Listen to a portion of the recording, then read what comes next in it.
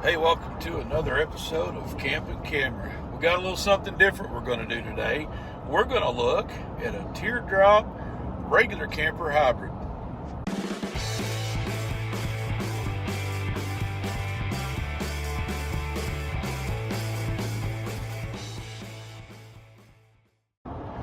Hey, welcome back everyone. If this is your first time here, welcome to the channel. And if it's been a little while since you stopped by, well, where the heck have you been? We're glad to see you back. Today we're going to do something a little different. We're going to Middle Tennessee to see a 1973 vintage Shasta travel trailer. But this is not just any 73 Shasta. This thing has been restored, and as I understand, it's been converted into a teardrop camper. This could be super cool. So let's get down the road and check out this Shasta.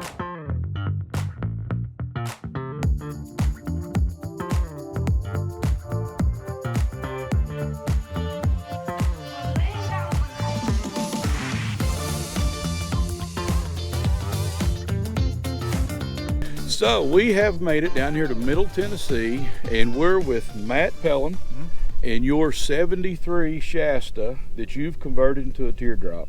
Now you said there's actually another name besides Shasta. What did you call that? It's a Shasta Compact. A Shasta Compact, which means what?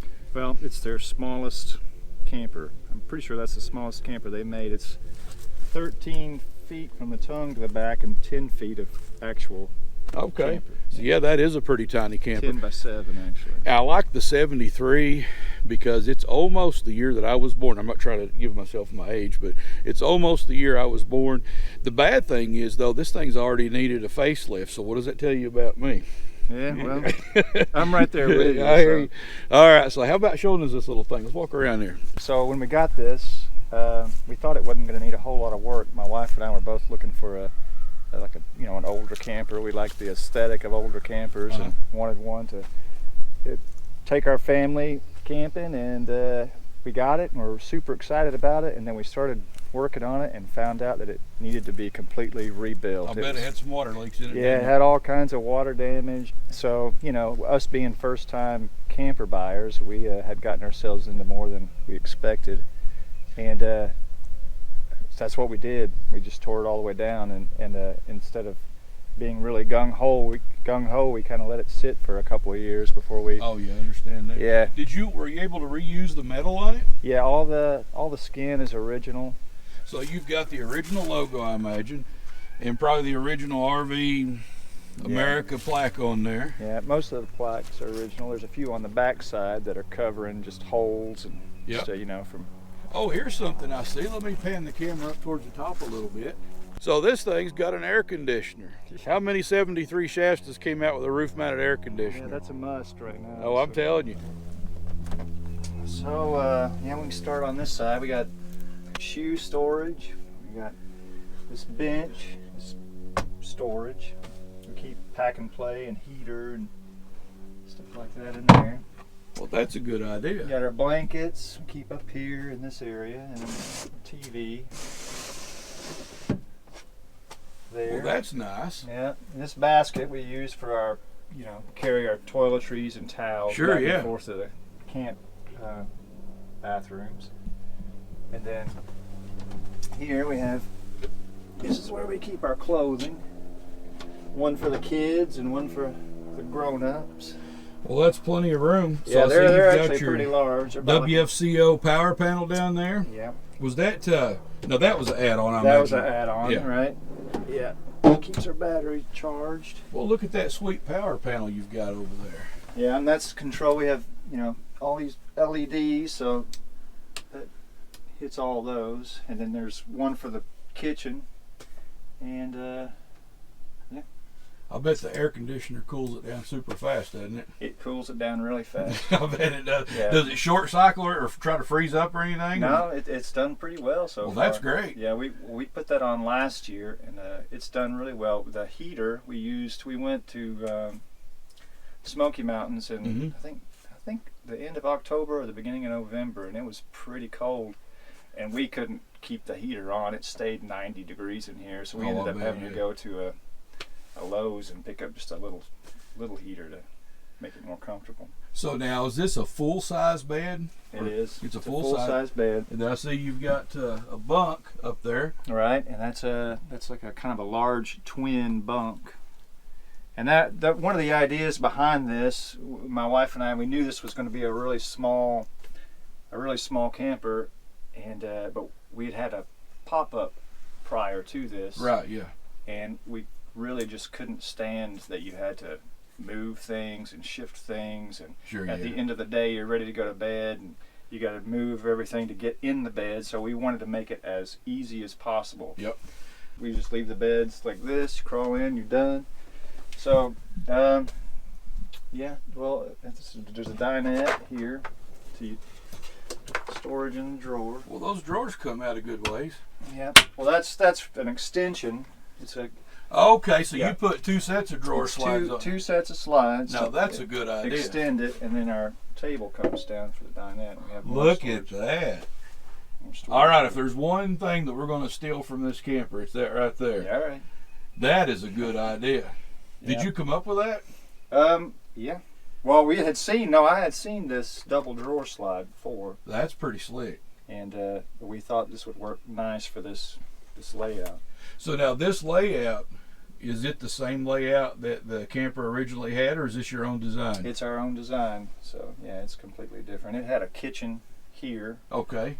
And I think it had maybe a closet about where this is. And, you know, I'm pretty sure it had a dinette back here that would have turned into a bed. Okay. Now, what do you have that swings down underneath that bunk? Now that's for when the dinette is out, or you're just in here sitting, you can undo this.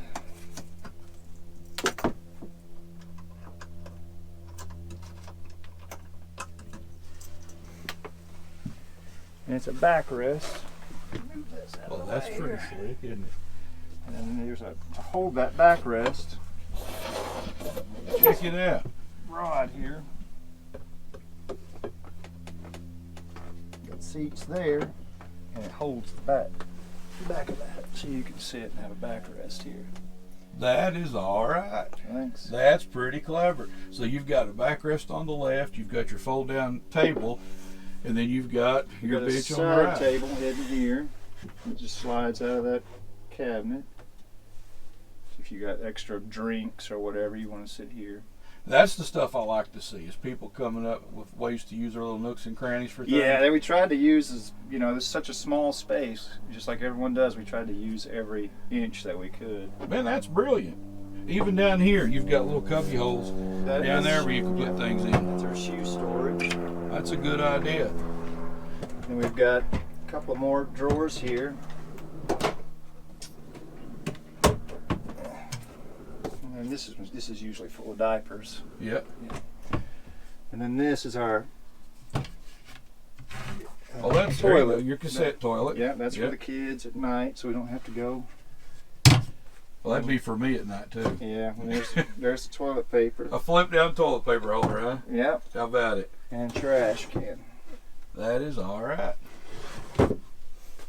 And I think, yeah, that's... Even has the old can of Spalding tennis balls sitting in the corner for decoration. Mm-hmm. But we end up using this a lot when we pull into, you know, Chick-fil-A on the way home, and we're like, let's just get something to eat. I We'll hear just you. get it and bring it out here and sit and eat inside the camper. So, yeah. So, you know, while this thing was sitting for a couple of years and we were waiting to actually work on it, I started getting into the design and how the function of a teardrop. I really liked that, you know, having the back galley and a kitchen. Sure, yeah. So instead of, you know, upsetting the wife and going and buying something else we just decided, hey, we'll make this what we want it to be, and we added a back galley as a teardrop would have to this thing. And is that a big job? it wasn't too bad. You've done that. You've done the back galley. Well, I build one from scratch though. I've not cut, you know, a space out in one that already was there. This was pretty similar. We had to work within the constraints of the skin, but other than that, it was not too, and the shape. But other than that, it was it wasn't too bad. It was about like building one from scratch. I like that. And you've got the classic wing up there on the Shasta. Yeah, we went with the wood on that instead of paying the high dollar for reproduction. Oh, that looks great. So what all is in your galley? Okay, well, we have probably these are pantries. That's where we keep our food and You got a lot of space. Yep. Up here's some more just kind of hidden storage for tablecloths, trash bags and such, and there's another one on the other side. We keep our Bluetooth speaker here. These are the light switches and just random cubbies for different things. This, we call it the table caddy. So it kind of locks in here and you can pull it out and take it to the table. It has napkins to the picnic table. Yeah, that's pretty slick. Napkins, utensils, salt and pepper, and that type of stuff. It also works as if the kids are inside watching TV, hey, I need a snack, here you go. You just hand it through that little... That's okay. So you have running water, it looks like. Yeah, you have water. We have a little 2-burner induction cooktop. How does that work? Does that work pretty good, the induction cooktop? We really like it. Yeah, we like it. So, and as you can see, this countertop, we knew, once we had built this, so that's not going to be a lot of workspace. So once we got that done, we started thinking about how to expand that. And that's when we came up with these 2 ironing boards for extra countertop space. And you've got lighting in the bottom of the galley hatch. Yep.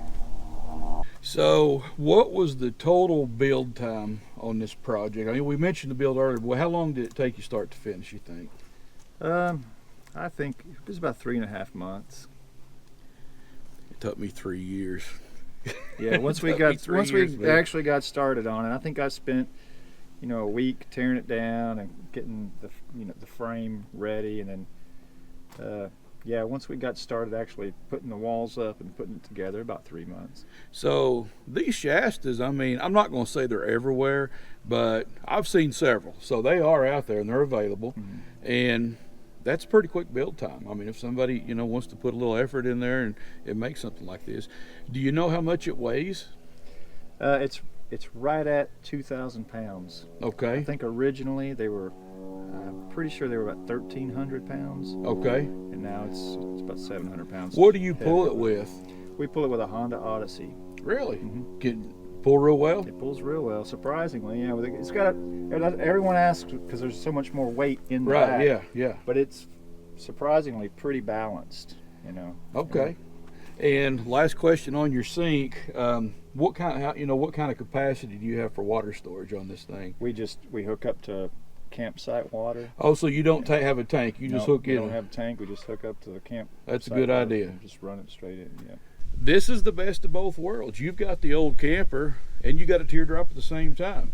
So you can go to a vintage trailer rally, you go to a teardrop rally, and you're going to fit in no matter where you go. And it's pretty clever. Well, thank you. Yeah, no, this is great. So, hey, Matt, I appreciate the tour. This is probably the nicest 73 Shasta you'll ever see. Now, I'm a little biased because I'm a teardrop guy. And it's got some teardrop bones in it, but this is fantastic. So thank you for the tour. Yeah, no problem. All right.